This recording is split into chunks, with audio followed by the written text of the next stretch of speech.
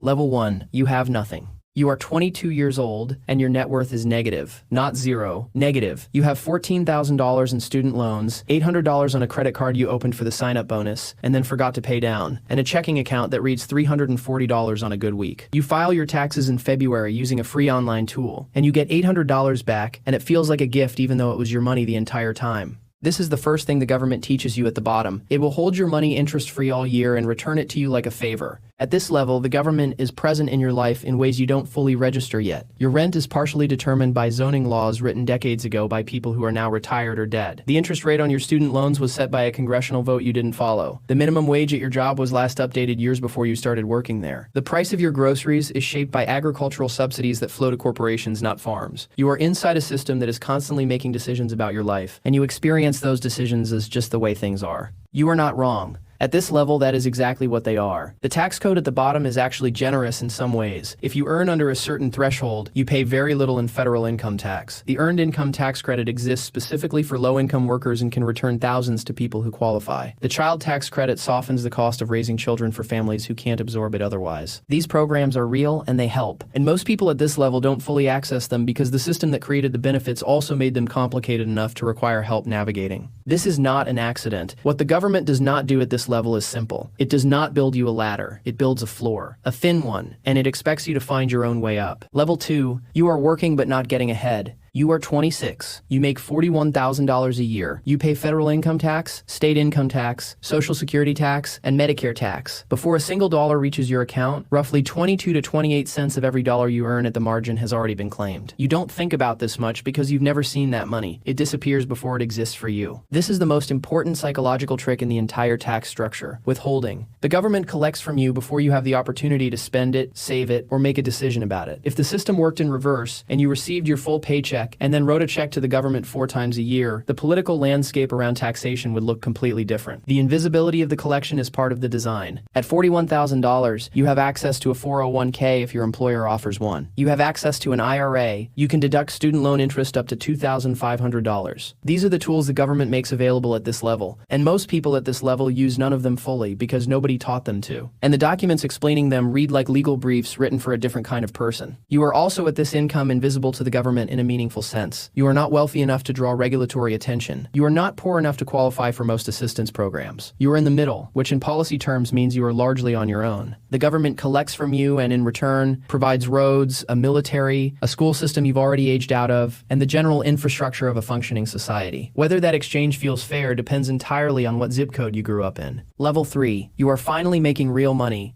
You are 31 and you are earning $95,000 a year. Something has shifted, not dramatically but measurably. You feel it most clearly at tax time when you realize the refund you used to count on has become a bill. You owe $2,100 in April and you don't have it sitting around, and you are annoyed in a way you can't fully articulate because you feel like you work hard and pay your taxes and somehow you still end up behind. Welcome to the phase where the government starts asking more from you and giving back in less visible ways. Your marginal federal rate is now 22%. Your state takes its portion on top of that. Your Social Security contribution is capped, which means proportionally you're paying more of it than someone earning $500,000 because they stop contributing at a certain income ceiling, and you haven't crossed it yet. The structure at this level is not designed to penalize you, but it is not designed to accelerate you either. You are in the machinery of a system built primarily for 2 kinds of people: those with very little and those with a great deal. At $95,000, you are neither. What changes at this level if you're paying attention? You start to discover that the tax code is a communication from the government about what it wants to encourage. It wants you to save for retirement, so it offers tax-advantaged accounts. It wants you to own a home, so it offers a mortgage interest deduction. It wants you to have children, so it offers credits for child care and dependence. Every deduction and every credit is a message. The message is, we will reduce what you owe if you do the things we've decided are worth incentivizing. The people who figure this out at 31 and act on it accelerate. The people who don't keep paying full price for a system that was always offering discounts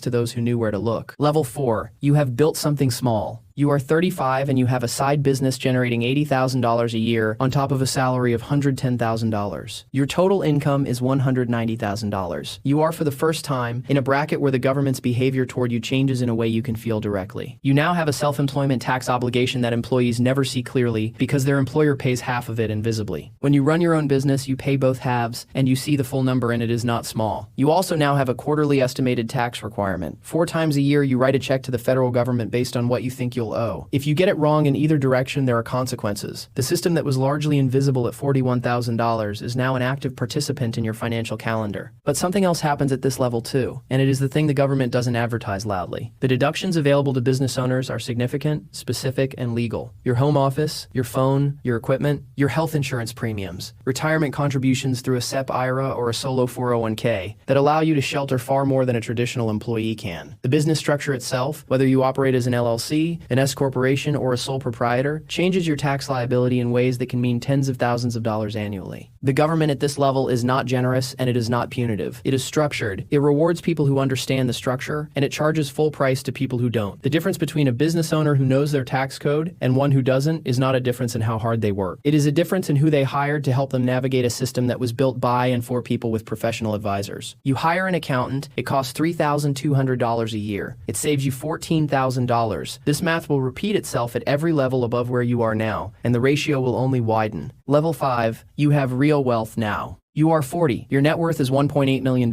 You have a portfolio, a rental property, a business, and a brokerage account. Your income comes from multiple streams, and some of it you didn't work for directly this year. Your portfolio returned $90,000 without you touching it. Your rental property produced $28,000 in net income. Your business paid you $200,000. Here is where the government's treatment of you becomes interesting in a way that the person at level 2 would find difficult to believe. The $90,000 your portfolio returned is taxed at a lower rate than the salary of the nurse who lives 2 streets over. Long-term capital gains, meaning profits on assets held for more than a year, are taxed at 0%, 15%, or 20% depending on your income. At your level, you're paying 15% on those gains. The nurse earning $68,000 in ordinary income is paying 22% at the margin on her wages. She works every day for her income. Your portfolio worked without you, and the government taxes your passive gain at a lower rate than her active labor. This is not an accident either. The argument for preferential capital gains treatment is that it encourages investment, that risk-taking capital needs incentive, that the money was already taxed when it was earned, and taxing it again at full rates creates a disincentive to deploy it productively. These arguments have merit. They also happen to benefit people who have capital disproportionately, and people who have capital disproportionately have more influence over the people who write the tax code. You don't have to be cynical to see how that works. You just have to be paying attention. Your rental property, meanwhile, is doing something on your tax return that looks almost like magic if you've never seen it before. Depreciation. The government allows you to deduct a portion of the property's value every year, as if it is wearing out, even if it is actually appreciating. You collect $28,000 in rent. After mortgage interest, maintenance, property taxes, and depreciation,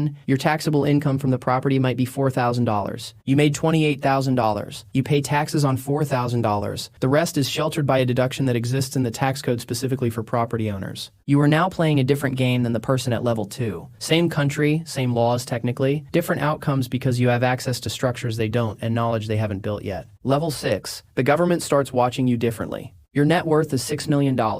You are 47. You have a wealth manager. You have a CPA who specializes in high net worth individuals. You have an estate attorney you met twice and email occasionally. These 3 people working together have changed your tax situation more than any raise or business decision you ever made. At this level, the government's relationship with you shifts from collection to negotiation. Not literally. There is no meeting. But the tax code at this level is less a fixed price and more a starting position. Charitable remainder trusts let you donate assets, receive income, and take a deduction simultaneously. Opportunity zone investments defer and potentially reduce capital gains. Qualified opportunity funds, donor-advised funds. The estate tax exemption allows you to pass a significant amount to your heirs without federal estate tax if structured correctly. Every one of these tools is legal. Every one of them was written into the code by legislators who were in many cases advised by people who stood to benefit from them. That is not an indictment of you for using them. It is a description of how the architecture was built and who it was built around. You also at this level become interesting to regulators in ways that smaller operators are not. Your business dealings attract more scrutiny. Large transactions get reported.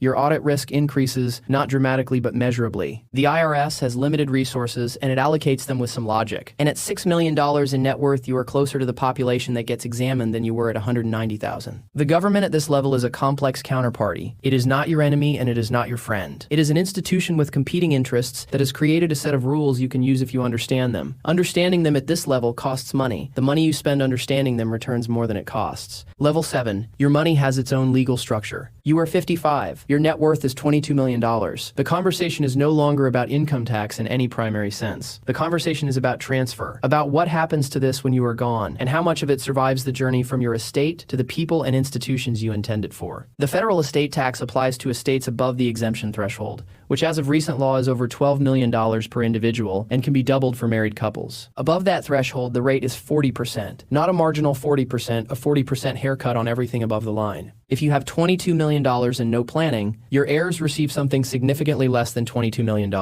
If you have $22 million and an estate plan, the structure of what transfers and how and when and through what vehicles is one of the most consequential financial decisions of your life, even though you will not be alive to see it executed. Irrevocable life insurance trusts, grantor retained annuity trusts, family limited partnerships, generation skipping trusts. These are not aggressive tax shelters. They are instruments that exist inside the mainstream of estate planning, and they exist because the government created the estate tax and simultaneously created the mechanisms to reduce it. The same institution wrote both the rule and the exception. This is not unusual. It is how complex tax systems always work. At this level, you are also beginning to interface with the government not just as a taxpayer, but as an actor. Your foundation, if you have one, operates under IRS rules that govern how much you must distribute annually, what counts as a qualifying charitable purpose, and how much of its assets can be invested in your own business interests. You are subject to regulations that most Americans will never encounter, because most Americans will never be in a position to need them. The government at $22 million is not a presence you feel as a burden. It is a landscape you have learned to navigate.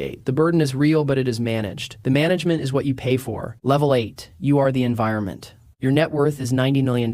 You are 63. The government does not govern you the way it governs the 22-year-old with $340 in a checking account. The laws are technically the same, but the experience is not. At this level, you do not experience taxation as a personal event. You experience it as an institutional calculation managed by a team of professionals whose entire function is to optimize your position within the legal boundaries of a code that runs to thousands of pages, changes annually, and is interpreted differently depending on who is reading it and for whom. You give $4 million to a donor-advised fund this year. The fund deploys the capital to causes you've designated over the next decade. You reduced your taxable income significantly in a year when your capital gains were high, and the deduction was worth more than it will be next year if rates change. This is not charity in conflict with strategy. At this level, they are the same motion. You sit on the board of 2 institutions that receive government funding. You know people who advise people who write policy. You don't lobby in any formal registered sense. You make introductions. You attend dinners. You write a letter occasionally that gets read because of who you are and what you represent. The influence at this level is not purchased directly. It is structural. It comes from occupying a position that the system itself creates around significant capital. The 22-year-old at the beginning of the story pays a higher effective rate on his labor than you pay on your gains. He has fewer deductions available to him and fewer professionals to find them. He will wait months for a refund that was his to begin with. He will never sit in the rooms you sit in. He will never send the letters you send. He is not your enemy and you are not his. You are both inside the same system, and the system was not designed equally for both of you, and it has never claimed to be. This is not a call to anger. Anger at a system this large and this old is expensive and efficient. It is a call to clarity. Understand the system you are inside. Understand what level you are at and what tools that level makes available, and use them without apology and without illusion. Every level has a game. The game changes as you rise. The people who win at each level are not the most talented or the most deserving. They are the ones who understood the rules earliest and played them most consistently. The balance is $340. It always starts there. The rules were always the same. The access was never equal. That is the truth. What you do with it is the only part that belongs to you.